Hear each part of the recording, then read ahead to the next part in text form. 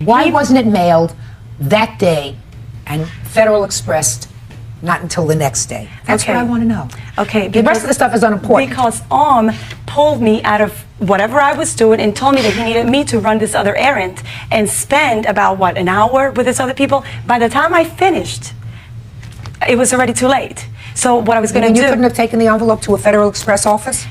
No, I mean, I could have, but this wasn't an overnight deal. It was not an overnight. But you could have taken it to a Federal Express office. Yes, I could have. All right. May I add another thing? Sure. The reason why she was actually angry at me is because, in addition to the Federal Express, she had some envelopes that she needed me to mail her personal. I wasn't angry about that. No, listen, and my Miss personal Saylor. stuff. Yes. And I asked her, well, since I need to finish this, this isn't very important. The mailbox is right underneath. Right as soon as you get out of the elevator, it's inside the building. You know, just go ahead and mail. So you should, just a minute. Let me understand this. Your employer said to you, would you mail these for me?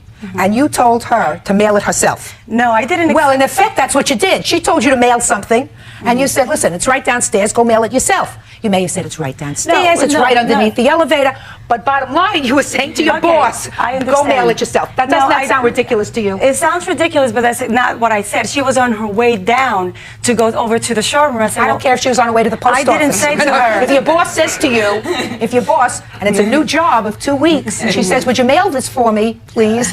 You don't tell her, mail it yourself. Look, there are a couple of things that I want to go over in your answer to her complaint. You say that after you fired her, she called you and told you that she had gotten another job with William Morris. Yes. That's what you put in your answer. Yes, I did. When did she make that telephone call to 2 you? days after the firing. Well, it seems to me that you have a problem.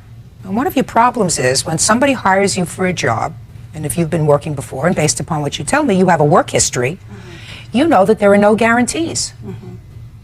She hired you based upon your own statement.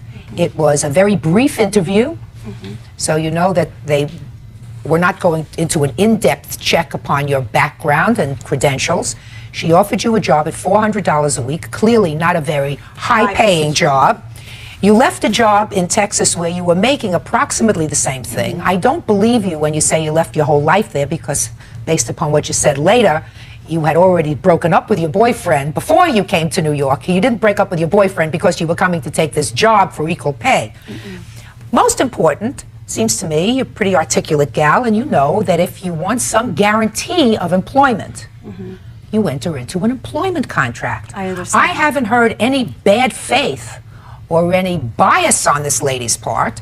She hired you to do a job. You weren't doing the job to her satisfaction. And if you're not doing the job to her satisfaction, she's an employer. She doesn't have to keep you on. May I say something? Yes. The job that she was hired me for was completely different of the things that I was doing. You were hired as an administrative assistant. That means you do whatever it is that your boss tells you to do. And if she tells you to mail a letter for you, mail a letter for it. If she tells you as her assistant that she'd like you to give the cat water, you give the cat water. You don't argue with her. You're in a low-paying administrative job.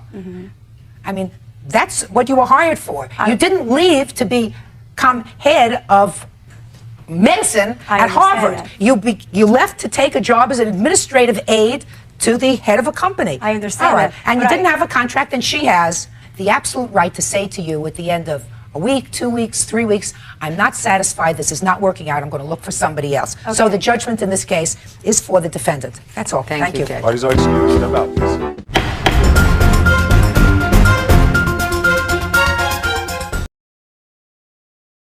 Ms. Espinal and Ms. Zaylor, I've read your complaint, I've read your answer. Let me see if I understand this. You were living in Texas. Yes, ma'am. You were originally from New York. Yes, ma'am.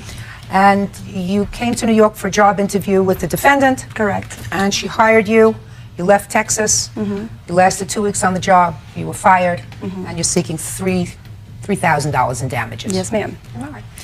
Well, first tell me, what kind of job was it that you had with the defendant? I was supposed to be hired for an administrative assistant and also... What kind of business? I said for a jewelry store, for a jewelry showroom. And she hired me as an administrative assistant, and she also needed somebody who had some sales experience, which I do. That's not true. I didn't hire you for that purpose. All right, we're going to get to your side of the story in a minute. Oh, okay. Okay? Go ahead. The interview lasted 10 minutes. They told me everything that was expected from me. And there was no references checked, nothing. And I made the decision and I moved to New York because I thought it was going to be a better opportunity for me. So you left Texas. Everything. What was in Texas? My life. I had a job. I had my boyfriend that I was with for 5 years. How much were you You had making at the broken job up in with Texas? I was making $400 a week. And how much were you making at this job? It was $400 also. And the reason why I took the job for so little is because, again, she led me to believe that there was going to be better opportunities in the future. So you left your boyfriend and your life to come to New York for a job at left the my same apartment. salary. Yes, I left my apartment. I Okay. left everything, sold my car, because what he had said to me that with training, within a year, I would be making about $60,000 If everything worked out. if everything worked out. You didn't have a contract with them. No, ma'am. So you understood that you could have an employment contract. Did you ask about an employment contract? No, I was overwhelmed and so happy that she hired me so fast that I just, I accepted the position. Well, you know what an employment contract is. Yes, I do. And you didn't have one. No, no, ma'am. Okay. What happened after 2 weeks? She just came in and fired you? Well, the first week I was there, she was getting prepared for market. Everything was a disaster. Nothing was in place.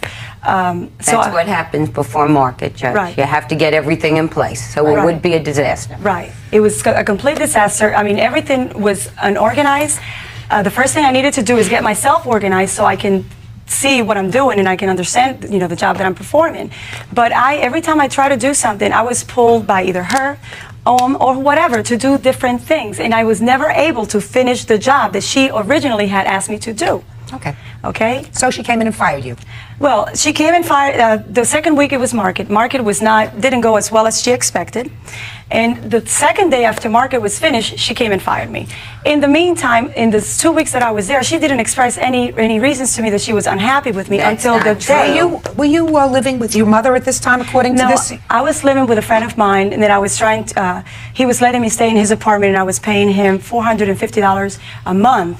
So until I found an apartment, until I get myself settled and everything, because Because it says in your complaint that now you're living with your mother. now I'm living with my mother because I have no place to live. And I haven't lived with my mom since I was 18 years old. I've been on my own. And it's very uncomfortable. My mom right now is going through a lot of things Well, why don't you go back to your boyfriend? because I'm not seeing him anymore When did you break up with him? before I left. Let me hear. What happened? How come you fired her? I fired her because she was incompetent and she wasn't doing the job I needed to be done. I spoke to her several times about her lateness in the morning. How late? 20 minutes, a half hour, talking on the phone constantly. I spoke to her about that. The pièce de resistance was I gave her a Federal Express letter to mail, and I found it on the desk the next morning. And I said to her, what is happening here if you can't even mail something that is so important? I'm sending Federal Express overnight delivery, and it's still sitting on the desk. Do you remember that incident? Yes, I do remember that incident. And the Federal Express that she's talking about were 300 copies that she It wanted. doesn't matter how many copies. Listen, there were 300 copies that there was missing some information from Federal Express. She originally had told me to call Federal Express and sit on the phone so that Federal Express people can get me this information over the phone. They said, there's no way we can do this.